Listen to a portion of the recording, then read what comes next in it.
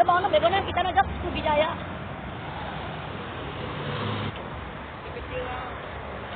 Ha?